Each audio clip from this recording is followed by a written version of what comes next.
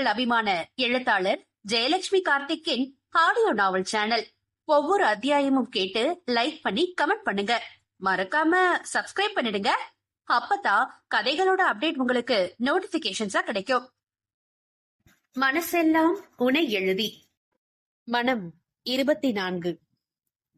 சென்னையிலிருந்து திருச்சி வந்து 1 மாதத்திற்கு மேலாகி இருந்தது சுரேந்தருக்கும் நந்தினிக்கும்.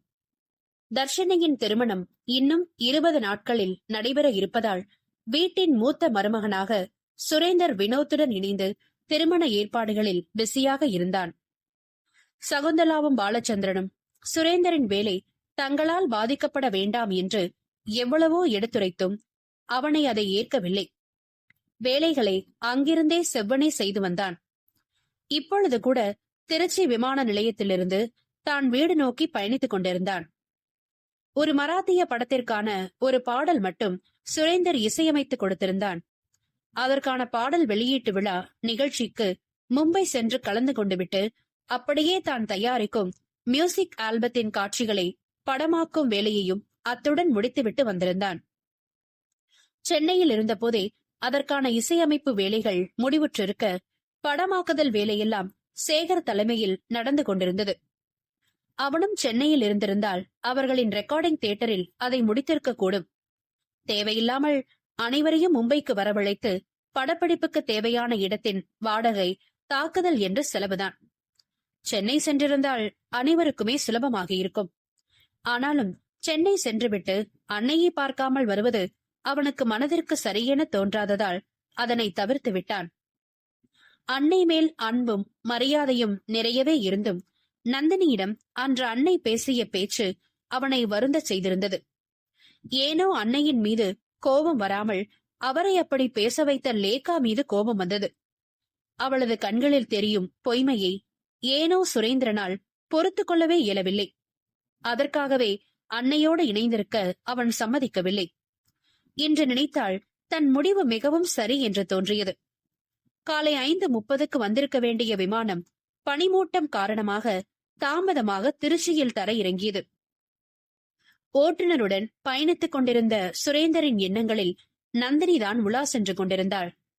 திருச்சி வந்தும் சில நாட்கள் அன்னையின் பேச்சால் ஏற்பட்ட தாக்கத்தில் இருந்தவள் மெல்ல அதனை விட்டு வெளியே வந்து மசக்கையின் காரணமாக மயக்கமும் ஒவ்வாமையும் அவளை பாடாய்படுத்தினாலும் அவள் முகத்தில் இப்பொழுது தனி கலை வந்தது போலவே சுரேந்தருக்கு தோன்றியது.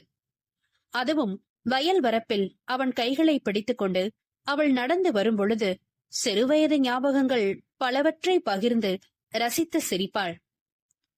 அவளை பற்றி எண்ணும் போதே சுரேனுக்கு மனமெல்லாம் தித்தித்தது. அதே சிந்தனையில் இருந்தவன் லேசாக ஆதவன் கிழக்கில் தலையை நீட்டவும் நந்தினியின் எண்ணுக்கு அழைத்தான்.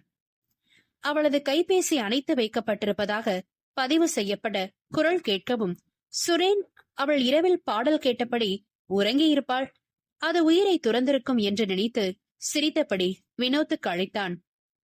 எப்பொழுதும் வினோத் அவனை அழைத்து வர விமான நிலையம் வந்து விடுவான். இன்று என்னவோ அவன் வரவில்லை. சரி, உறங்கியிருப்பான் என்று எண்ணிக்கொண்டு அழைக்க அதுவும் அணைத்து வைக்கப்பட்டிருப்பதாக தெரிவிக்கவும் சுரேனின் புருவத்தில் சந்தேக முடிச்சுகள் விழ ஆரம்பித்தது. அதுவரை நிதானமாக அழைப்புகளை மேற்கொண்டவன் பரபரப்புடன் பாலச்சந்திரன் எண்ணுக்கு அழைக்க, என்ன தம்பி, பிளைட் வந்துருச்சுங்களா? பாப்பாவுக்கு பசிச்சா நீங்க அங்கே சாப்பிட்டு வந்துருங்க, நான் சக்கு கிட்ட சொல்லிக்கிறேன் என்று அவர் சொன்னதும் சுரேந்தரின் உலகம் அப்படியே ஸ்தம்பித்தது. நந்தினி அவனை தேடி விமான நிலையம் வந்தாளா? அவள் எங்கே? ஏன் என் கண்களில் அவள் அகப்படவில்லை என்று குழம்பியவன் நொடியும் தாமதிக்காமல் வாகனத்தை நிறுத்தும்படி பணித்தான். பரமனின் வரவால் அவளுக்கு 24 மணி நேரமும் கண்காணிப்புக்கு திருச்சியிலுள்ள தனியார் பாதுகாப்பு நிறுவனத்தை ஒப்பந்தம் செய்திருந்தான். அது நந்தினிக்கு கண்டிப்பாக தெரியக்கூடாது என்று அவன் உத்தரவு பிறப்பித்திருந்ததால் அவளை தள்ளி நின்றே கண்காணிக்கும் அந்த நிறுவன ஆட்கள் இப்பொழுது எங்கே? என் எதோ எங்கே என்று சுரேந்தர் மனம் உள்ளே கூக்குரல் எழுப்பியபடி இருந்தது. நிறுவனத்தை அவன் தொடர்பு கொள்ள அதன் நிர்வாக அதிகாரி அவனுக்கு மேல் குழப்பத்தில் இருந்தார். சார், 1/2 மணி நேரத்துக்கு முன்னாடி உங்க மனைவியையும் மச்சனனையும் தொடர்ந்து போறதாவும் அவங்க திருச்சி உள்நாட்டு விமான நிலையத்துக்கு போக போறதா வெளியில நின்னு பேசிக்கிட்டதாவும் எங்க ஆட்கள் கூகுள் ஷீட்ல ரிப்போர்ட் போட்டு வச்சிருக்காங்க. அடுத்த மூவ் இப்ப வர ரிப்போர்ட் போடல. அப்பப்போ இப்படி நடக்கிறதா. ஆனா அவங்க லொகேஷன் திடீர்னு காட்ட மாட்டேங்குது சார். நாங்களே அவங்க கடைசி டவர் லொகேஷனுக்கு ஆள் அனுப்பியிருக்கோம் என்று அவர் தெரிவிக்க, அவர்களும் அவர்களால் ஆனதை செய்வது அவனுக்கு தெரிந்தது. சரி, இன்னும் 1/2 மணி நேரம் பாருங்க. இல்லனா நான் திருச்சி போலீஸ் ஸ்டேஷன்ல மிஸ்ஸிங் கம்ப்ளைண்ட் ஃபைல் பண்ணிடுவேன். நீங்களும் தேடுங்க.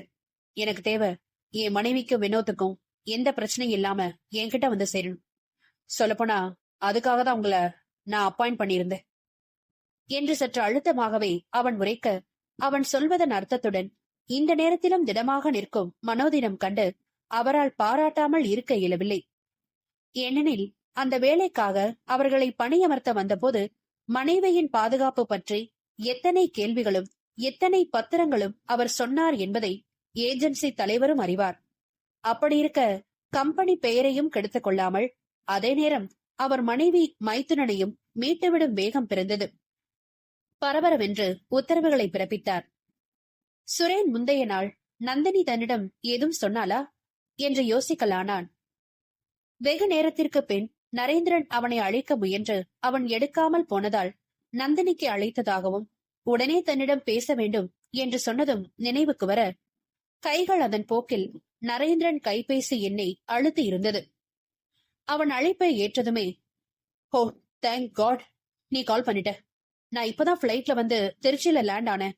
உன் மாமியார் வீட்டுக்கு வழி தெரியாதே நினைச்ச, கூப்பிட்டுட்ட என்று சாவகாசமாக சொன்னதும், டேய் நீ எங்கடா திருச்சி பக்கம்? இதுக்குதான் நீ நேத்து கால் பண்ணியா என்று படபடப்புடன் வினவினான்.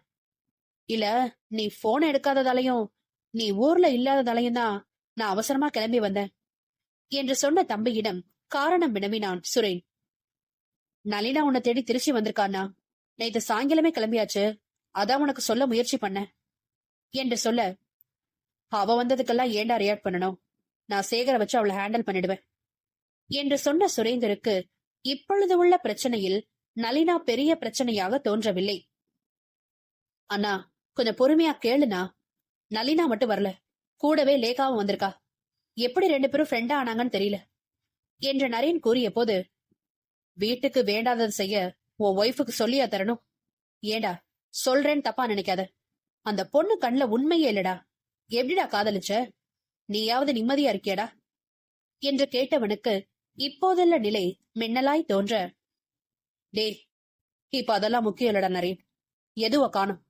அவளோட துணைக்கு போன வினோத், வண்டி ஓட்டுன டிரைவர், அவங்களுக்கு பாதுகாப்புக்கு போன செக்யூரிட்டி ஏஜென்சி ஸ்டாப்ஸ் 2 பேர்னு 5 பேருமே மிஸ்ஸிங்.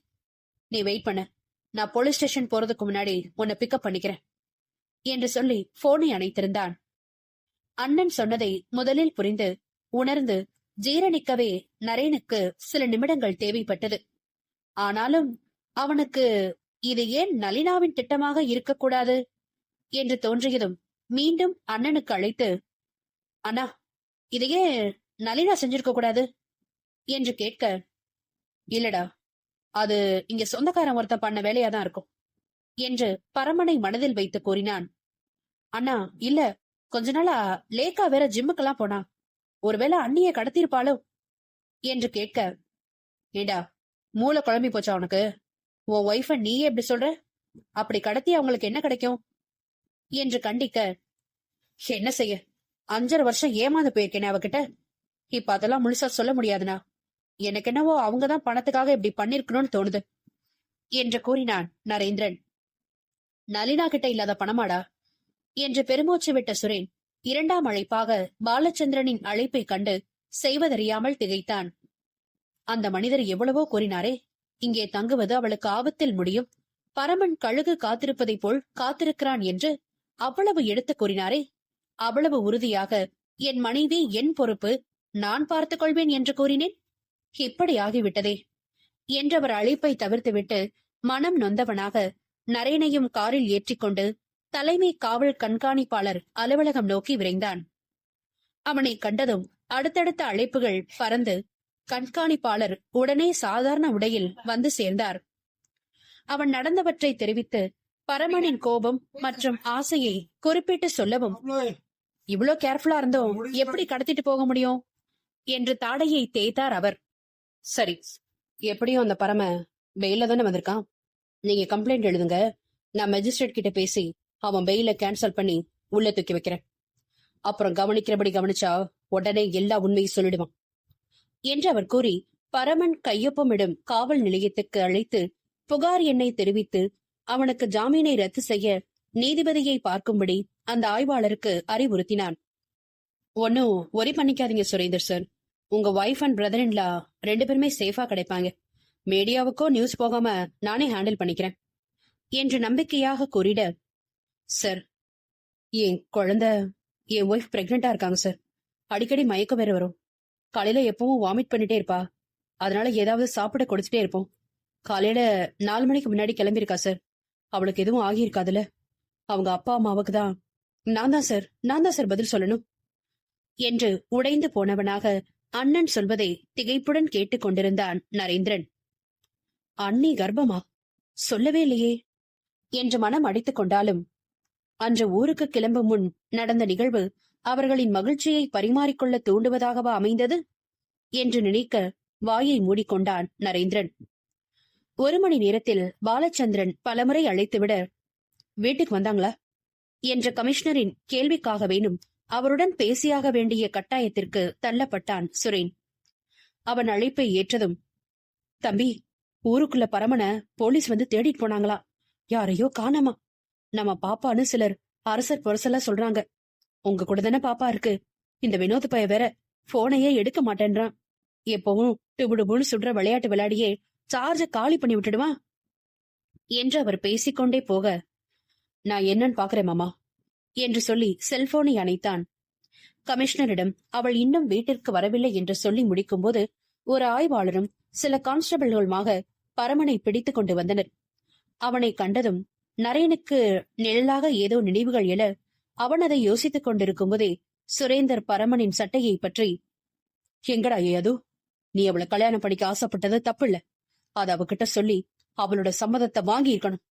இப்படி ஒருத்தன் தனக்காக துரத்துறது கூட தெரியாத அவளை எதுக்குடா கடத்தி வச்சிருக்க என்று உலுக்கி எடுக்க, சார், உங்களுக்கு கல்யாணம் ஆனதுக்கு பின்னாடி நந்து பின்னாடி நான் போவேல சார். நானே கஷ்டப்பட்டு பெயில் வாங்கிட்டு வந்தா இப்படி இல்லாத கேஸ கொடுத்து என் பெயில கேன்சல் பண்ணிட்டீங்களே சார்.